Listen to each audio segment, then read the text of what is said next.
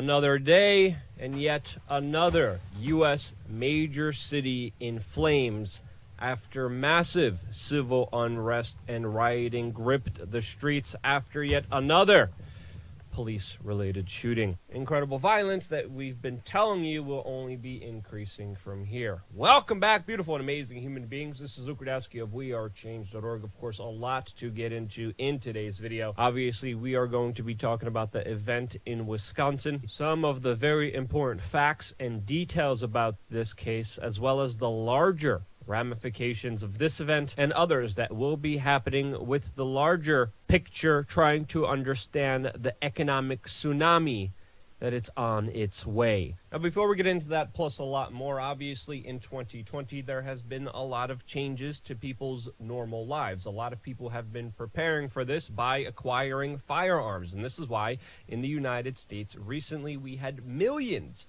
of people become first-time firearms owners, and because of that there's a shortage of almost everything, whether it's ammos, the actual firearms, and also most importantly trainers and training facilities to help people become safe, responsible firearms users. Now, things in major cities all throughout the United States have been getting progressively worse, and if you remember watching this channel months ago, we told you that the ingredients, the circumstances, the situation that led to civil unrest, those situations have not been dealt with, and therefore there will be more civil unrest.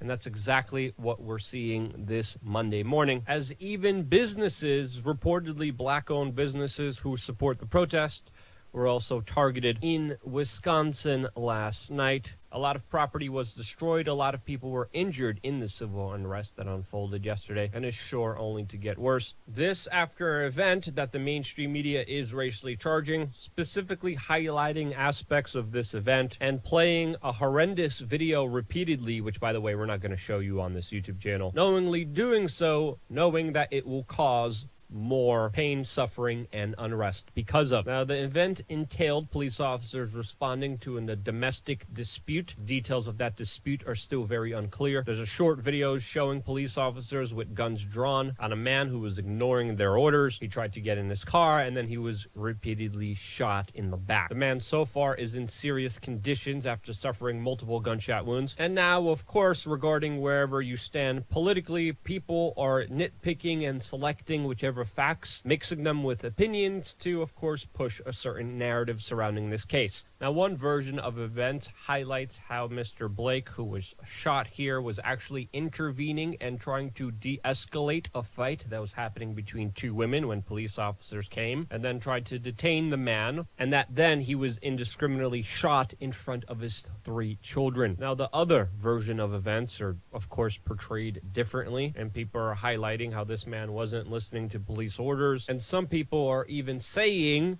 that the police were justified because it was seen as if this man could potentially pull out a weapon. They're also highlighting the fact that the man in question was actually previously charged with assaulting a police officer, carrying a firearm while intoxicated, and pulling a gun out at a bar. Now, the police are, of course, investigating themselves in this particular case. They have placed the officers involved on administrative leave. And wherever you stand on the issue or the nitpicking of facts here, we could only just hope that justice is served here and that we get the full truth of exactly what happened. So far, we only have a short video and not much else to go on. Now, regardless of wherever you stand on this issue or this incident, we do have to ask ourselves, what did this have to do with independent business owners who had their buildings looted, destroyed, and burned down to the ground? We saw a lot of senseless violence because of this, including other individuals who were specifically telling violent rioters to target a specific race of people and their businesses to attack. Now, oddly enough, the mainstream media, including major national networks like NBC News, are classifying this as a protest. And I'm sorry, but destroying private property it's not really a protest. There was also another incident where a man with firearms is seen in a protest group that is stopping a police vehicle from moving forward. There's also gunshots heard. It is still unclear exactly what happened at this event, but it's pretty clear things are escalating and are turning very, very ugly. Now you compare how the mainstream media classifies this as a protest, and now you compare the mainstream media's coverage of protests that happen in the United States this weekend against child trafficking, and you see a huge disparity. I want to get to this disturbing trend in several cities. Disturbing trend in several cities. You hear this? Disturbing trend in several cities. And they're rallying behind signs such as Save the Children and hijacking actual efforts to stop human trafficking. Oh, really? How are they hijacking it? Again, people standing peacefully together, bringing attention to child trafficking operations and child abuse that happens, by the way, by a lot of upper echelons, elitist individuals. Yeah, that's disturbing. Burn something down, riot, that's a protest, guys. I mean, how much sicker and more perverted could the mainstream media get when it comes to them pushing a divide and conquer narrative and agenda here? Meanwhile, big urban cities are gripped with violence that, of course, receive little to no coverage at all, especially in places like New York City, where we are seeing cold-blooded acts that are dramatically rising in incidences without even a bleep or mention from, of course, the mainstream media. Why don't they talk about these events? Well, of course, it doesn't fit their narrative that they're pushing to foment more civil unrest in this country, and is continuing a spiral, a pendulum swing, a cycle of violence that will keep repeating and perpetuating itself. One group attacks another, the group retaliates, and so on and so on. As last night, we saw police officers knocked out after being hit with a brick in Maryland. We saw 3 police officers ambushed. In Portland, we saw clashes amongst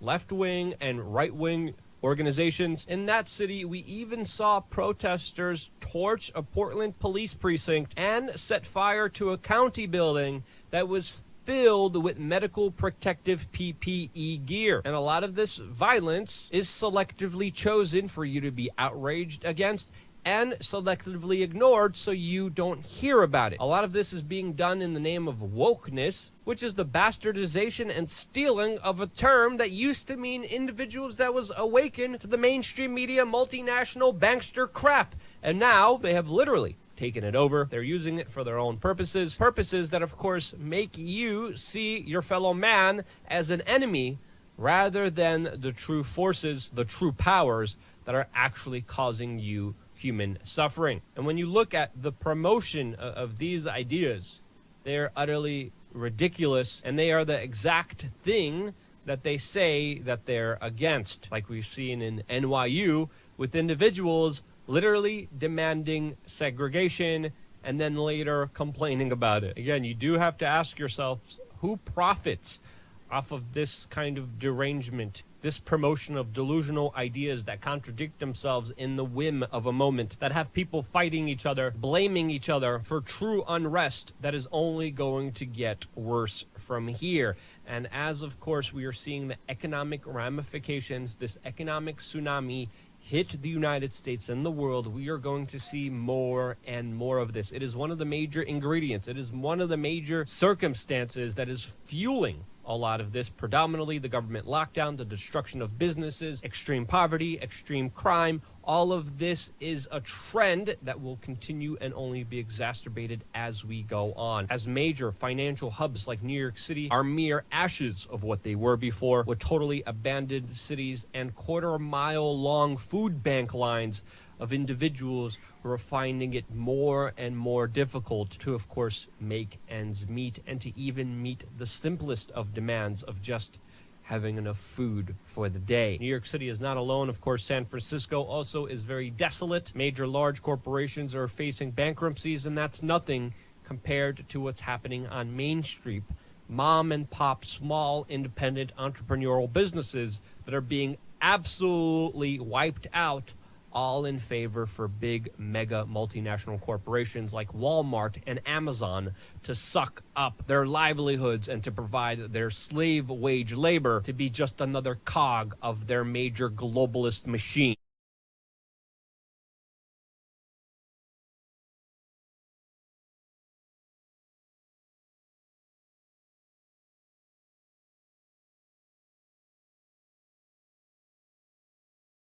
Bankruptcies, extreme poverty is coming. Civil unrest, conflict is coming. Be smart, prepare accordingly, and most importantly, don't be wound up emotionally. When you're wound up emotionally, you don't critically think, you don't analyze information, which of course is why one of the main reasons we are here as an independent media organization. This is what we're seeing. This is our version of events.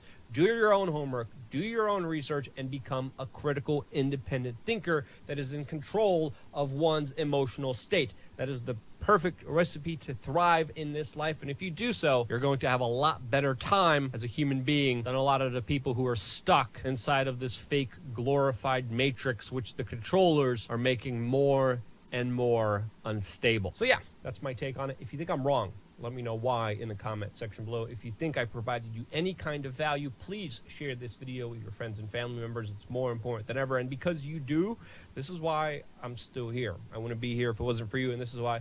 Love you guys. Stay tuned for more here on wearechange.org.